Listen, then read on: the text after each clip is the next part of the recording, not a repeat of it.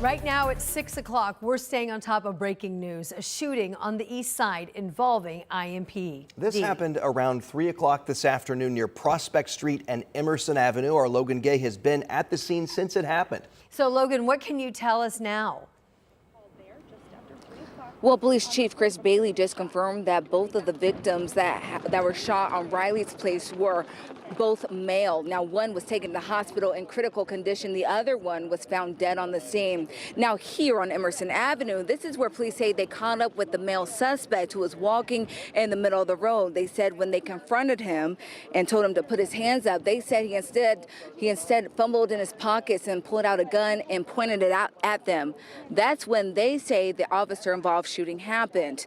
Now they say the victim, or the suspect was taken to the hospital and is stable. And this happened right in the middle of broad daylight near a neighborhood, an industrial area. And Police Chief Chris Bailey says this about why he feels sorry for the people who live in this area who had to experience what they saw today. And to have this community's peace and safety shattered by the actions of an individual who thought the best way to handle whatever was occurring at that moment in their life with a handgun is just irresponsible and unacceptable in this community and any community in our city. Now, as you can see, the intersection. Now, police did say they found a firearm on the scene and that no officers were injured. They do believe that this is an isolated incident and that there's no danger to the public. Now, this intersection will be closed for the foreseeable future, maybe an hour or two more as they continue this investigation. Once we get more details, we'll get them to you as soon as possible. Back to you. All right, Logan Gay reporting on the east side near Prospect and Emerson. Thanks so much. And of course, as we continue to monitor for those updates on this story throughout the evening, you'll always find the latest information as soon as we get it on our website, WTHR.com. Now to the north, where neighbors in Carmel were alarmed this morning when a large police presence showed up at a house with a search warrant. Including the FBI. Now, the FBI won't tell us what the investigation is about, but our Rich Nye was there when agents left with boxes of evidence. Neighbors captured video and photos when Carmel police assisted the FBI in serving the search warrant on Shakamak Drive. That's in the Park Meadows subdivision off Illinois Street. Neighbors say the agents announced, "FBI, come out," over a megaphone. A woman came out holding a phone. You see an agent take that phone from her. She was then questioned in the driveway before agents began searching the home, collecting evidence and taking photos. A car was pulled out of the garage slightly so investigators could access the attic. The woman left the house before I arrived and returned just after noon accompanied by her lawyer. Investigators left a few minutes later. The FBI would not say what they were looking for or who was under investigation. The Bureau would only confirm that we conducted court-authorized activity at the address in Carmel. Investigators were here for about 4 hours before leaving with several boxes of evidence. A lawyer representing the family who answered the door told me they're not sure yet what this investigation is about. We believe the couple that lives here both work at Indiana University on the Bloomington campus, but IU referred us to the FBI for comment. And the family lawyer told me he did not know if the investigation was related to their employment. In Carmel, Rich Nye, 13 News.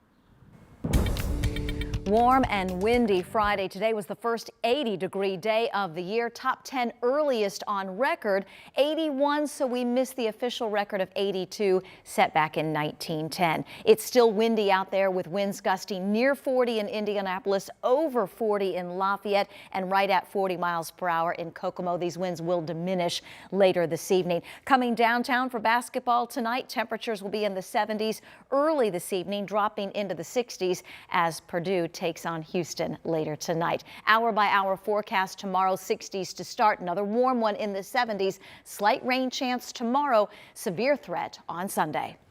All right, thanks so much, Angela. When we have this chance, like she's talking about, of severe storms over the weekend, you want to make sure that you can stay on top of the weather, and our Live Doppler 13 weather app gives you just that, the information and the warnings. It's anywhere you are. It'll give you updated information. It's free, and you can download it right now. Just go to your phone's app store. All right, March Madness, it's here. Downtown Indy going to be buzzing tonight. In fact, it already is. That's right. And the Boilers are in action. They're hosting and playing Houston in the Sweet 16.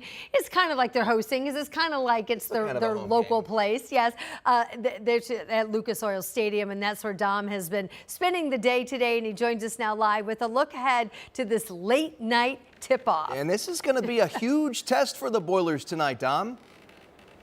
Yeah, no doubt about that. It is Purdue's toughest test of the season, the biggest stage of the season. Where else would you rather be than right here at Lucas Oil Stadium for Sweet 16 action between Purdue and Houston? You can see the court behind me. Look at it in all its glory. It looks like it belongs here. Fans are just starting to trickle in, and you can be sure that there's going to be a ton of Purdue Boilermakers fans here tonight. Look, Houston, like you mentioned, they're phenomenal at what they do. They're coming in as one of the hottest teams in the country, having won 15 straight games. It's the type of game and type of atmosphere you dream of. You have a #1 seed here, a virtual home game if you're Purdue, a chance to go to the Elite Eight for the second time in as many years. It doesn't get much better than this. Heritage Christian alum Miles Colvin spoke about the challenge that Houston presents tonight. While Fletcher Lawyer knows with this team's experience, no moment is too big for Purdue.